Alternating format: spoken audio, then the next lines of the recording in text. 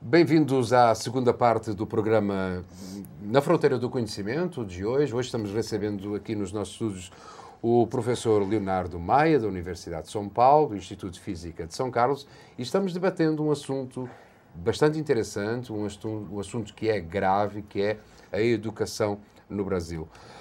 Professor Leonardo, o descalabro na educação brasileira começa, agora vamos falar de instrução um pouquinho, começa inevitavelmente no ensino fundamental. Sem dúvida. Talvez até antes, no ensino até pré-escolar, não é? Não sei, eu vou ouvir a sua opinião. Essa deficiência traz, segundo o que é visto, consequências graves para o próprio ensino superior. Como é que as universidades, os professores universitários encaram essa herança e como é que ela poderia ser articulada de outra forma? Já falámos da educação em termos de cultura, que é a falta de cultura, que ela é essencial. E aproveitando esse ingrediente, eu faço-lhe essa pergunta. Como é que você encara esta espécie de herança? Ou seja, as crianças não têm o banho cultural a par do banho da instrução. Como é que encara essa herança no ensino superior?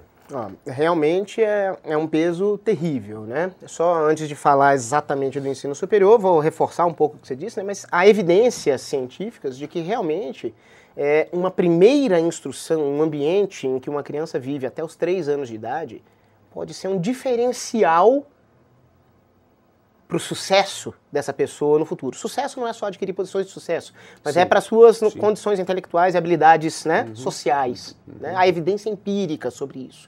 Né? Renomados economistas americanos têm estado envolvidos com isso porque estão querendo avaliar a consequência econômica até disso. E parece que há evidências concretas disso. Então, realmente, ninguém pode negar o peso da história, da formação.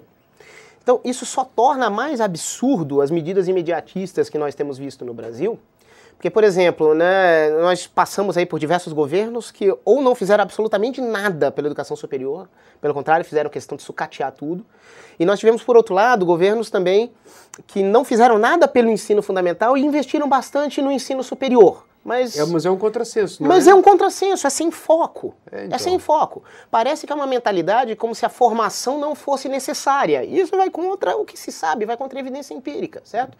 Então, realmente, é uma tarefa de enxugar gelo que nós, do ensino superior, recebemos.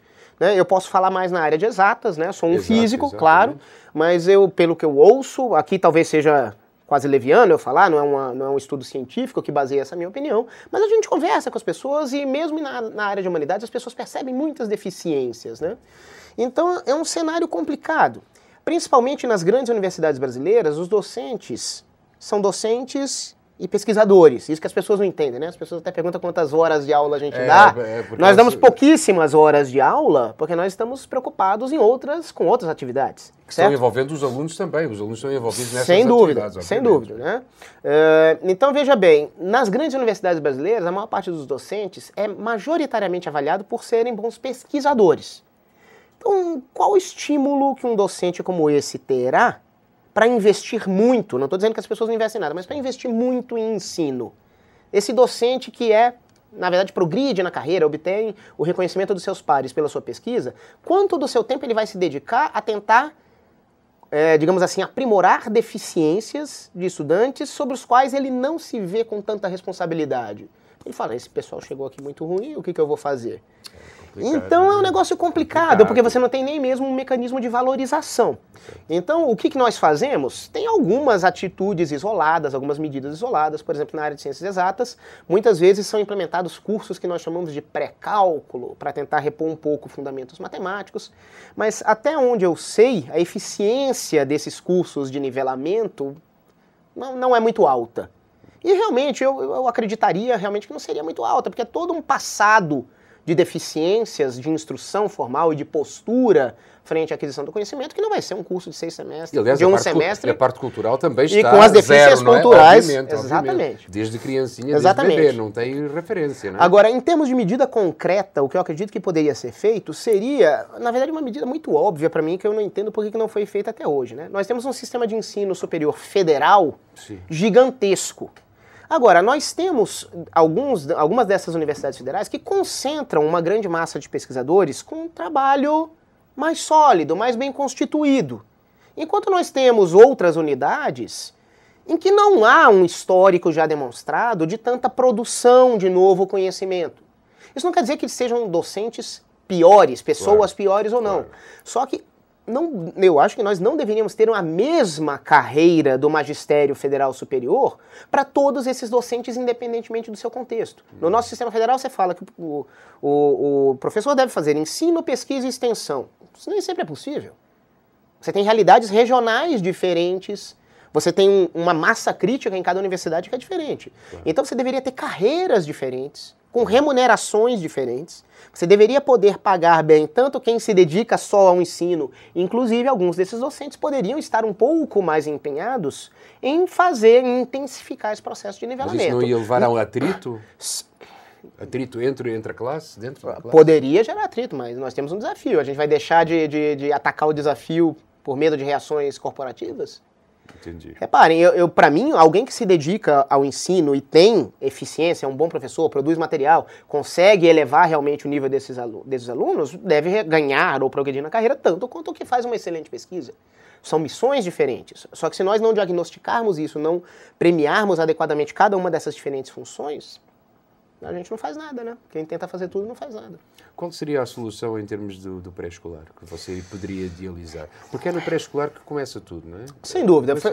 Na verdade, agora eu estava comentando sobre realmente o ensino superior. Sim.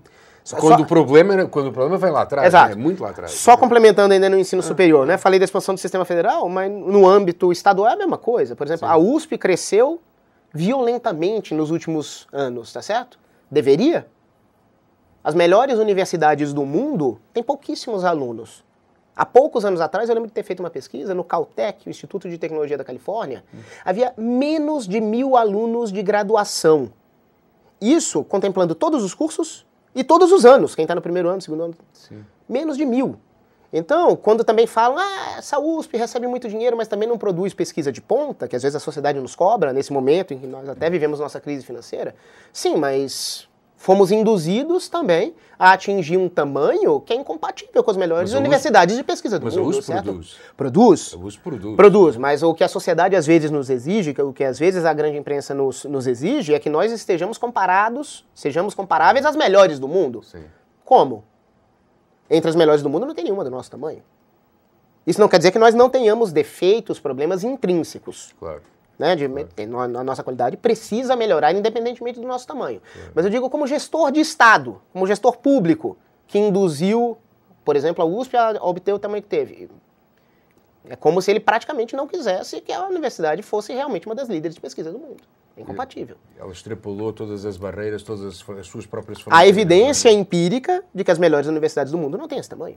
Então você não pode exigir que a sua seja uma das melhores do mundo, realmente líder de pesquisa, por melhor que seja a pesquisa e a seriedade dos pesquisadores da USP, ela nunca será uma líder com o tamanho que ela tem. Mas o sistema de ensino, por exemplo, na USP ou nas federais, é completamente diferente do sistema de ensino lá fora.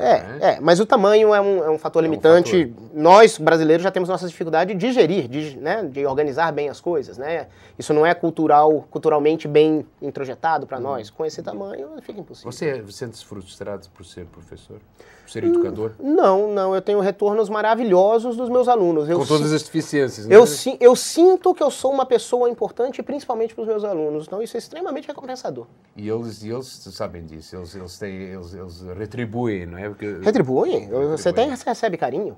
É bom, não é? Mas vamos lá, você tinha perguntado sobre o nível mais fundamental. O nível mais fundamental. Vamos lá. Infelizmente, a realidade nos mostra que nós temos dirigentes políticos que realmente não estão interessados em outra coisa que não seja o seu próprio benefício. Isso é um fato. Tá certo? A corrupção é endêmica no Brasil, se manifesta em todos os níveis, né? Tem gente que só nega achando que não é corrupto, sim. Tem aluno que cola em prova achando que não é corrupto, mas não é uma característica brasileira. Não, mas nenhum povo é intrinsecamente bom ou ruim, mas você tem valores culturais que você deve cultivar ou não. Infelizmente, nós não somos tão críticos para condenar essas atitudes quanto uma nação que queira ser desenvolvida deveria ser. Somos passivos. Né? Mas vamos lá, agora eu quero falar especificamente dos tomadores de decisão, certo? Certo. O pessoal que está no Congresso. Então eles não têm um grande interesse nisso. Só que o clamor pela educação está ficando tão forte, porque a situação do Brasil, né, nós alimentamos esperança, perdemos esperança, a gente está chegando num ponto crítico. Tanto que, como eu disse, nós estamos descambando para pseudo-soluções, né? Ódio de classes, desrespeito a direitos humanos, intolerância, né? Fundamentalismo religioso, certo? Mas eu acho que a pressão está tão grande que pode ser que a gente consiga, em algum momento, a minha esperança, consiga fazer ser aprovada uma medida, apesar da falta de interesse explícita de muita gente, que seria o seguinte, é realmente colocar a educação como prioridade nacional. O que é colocar a educação como prioridade nacional? As pessoas adoram falar em avaliação, vamos avaliar o professor. As pessoas têm que entender que há certas carreiras em que a avaliação não é o motor. Não é o motor principal. Pesquisadores, né, nós temos diversos pesquisadores aqui na USP que poderiam estar na iniciativa privada ganhando 4, 5, 6 vezes mais do que o que ganham. As pessoas estão aqui, não é por falta de capacidade de estar lá fora, é porque tem uma vocação. Quem se dedica a ensino, muitas vezes é a mesma coisa, tem uma paixão por aquilo. Então, não adianta você cobrar metas, aprove tantos alunos, aumente 0,3 a nota no IDEB ou no outro exame e pronto, e eu te dou dinheiro a mais por isso. Não é assim que funciona. Atividades criativas, atividades de paixão, precisam ser cultivadas pela sociedade, por mais que você seja uma pessoa extremamente pragmática, se você tiver cultura, você tem que perceber que algumas das pessoas com quem você tem que conviver na sua sociedade não são movidas pelo pragmatismo e pelo dinheiro como você. Então você tem que valorizar isso. Então do que um professor precisa para trabalhar bem? Salário decente. Claro. Certo? Você não pode ter uma pessoa ganhando R$1.500 para viver em São Paulo como... Claro. E achar que só porque ele é contaminado por sindicato ele está fazendo greve. É uma miopia social absurda. Alguém instruído, aí um executivo achar que é um vagabundo porque está fazendo greve. Claro, há questões ideológicas, sindicatos se metem no meio, mas R$1.400 para viver em São Paulo, que é isso? Então você tem que ter um salário decente. Eu pensaria em, no mínimo, uns R$8.000, R$10.000 para professores da rede pública de todos os níveis. Não adianta só o salário chegar lá na escola e ser ameaçado de morte pelo aluno. Então você tem que ter infraestrutura, você tem que ter laboratórios, você tem que ter segurança, as escolas têm que ser bonitas, você precisa de dinheiro para fazer isso, além de gestão. Claro. Você tem que ter uma avaliação seríssima, não dos professores, para eles gerarem resultados, mas a avaliação do uso dos recursos das escolas, que isso é completamente solto. No Brasil, nós não temos essa nossa cultura gerencial. Isso é bom, isso é importante, né? A verba foi aplicada. Você não tem que cobrar quantos alunos passaram ou quanto aumentou, pelo menos não num primeiro momento, Sim.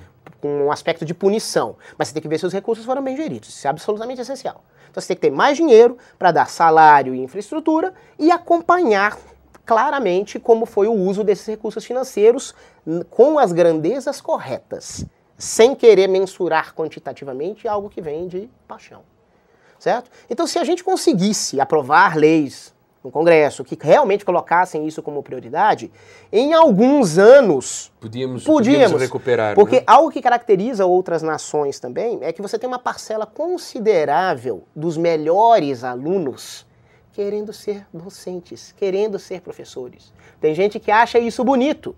O cara tem potencial para ser médico, tem potencial para ser juiz, mas ele não quer. Entendi. Algumas pessoas no Brasil acham que todo mundo quer ter a carreira deles. Acha que só aquilo que é bonito. Não, tem pessoas que têm capacidade para ocupar aqueles cargos, mas não quer. Então você tem que ter essas pessoas com paixão motivadas, certo? Então, salário, infraestrutura, melhores condições, faria também com que nós tivéssemos algumas das melhores mentes que se formam no Brasil querendo ser professores, nos mais diversos níveis, desde o nível superior até fundamental, médio. Então, em alguns anos, nós poderíamos sonhar com isso.